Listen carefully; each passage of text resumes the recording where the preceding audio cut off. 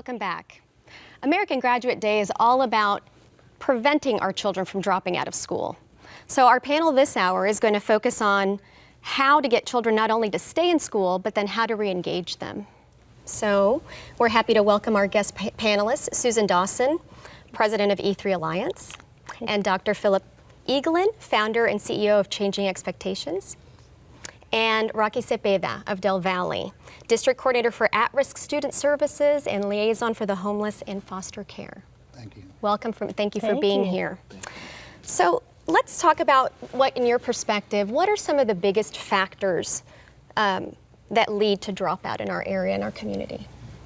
What we see very commonly in our area and as well as across the country are events that happen within families with the students and parents that cause hardships for them. And as they're going through those events, those experiences, then it becomes very, very hard for them and they become to get disengaged with education. And then they end up having to make a decision whether to continue school or to eventually leave or drop out so that they can deal with those hardships that they're going through. But that event is really part of the process, right? It's a very common process that we're seeing more and more. And what we try to do is absolutely reach out to those students as much as possible when we first begin to see those events occurring in their lives, and begin to connect them with the different resources in the community, within the schools, and in any way that we can get. Right, and what I've observed in about 25 years is that math and science seems to be causing a real challenge to students in our region and all across the country. Sometimes the learning isn't as active as students would prefer it to be, and so students tend to feel that maybe they're not part of the community of learners.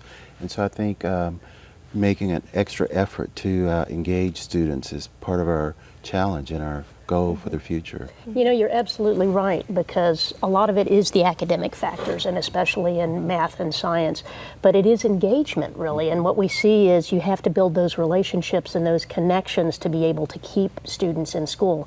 In fact, our data says that a high school student here in this region who is absent 10 or more days a year is 3 times as likely to drop out as one who's absent just 5 days. They start to disengage, and they're 3 times as likely to drop out. We hope to monitor that attendance at an earlier age, and research is showing us that, and we're taking those best practices at the elementary level, because those interventions need to begin that soon so that they can get the benefit, like Susan says, is provide all that information to us so that we can develop some programs to put in place to begin helping those students make that progress as early as possible and alleviate. Now, you're always going to have problems. Families and students are always going to go through some hardships, but at least we maintain that gain annually every year and when they get to that point, the resources that we provide and the help that we provide them is going to make it a whole lot easier to re-engage them.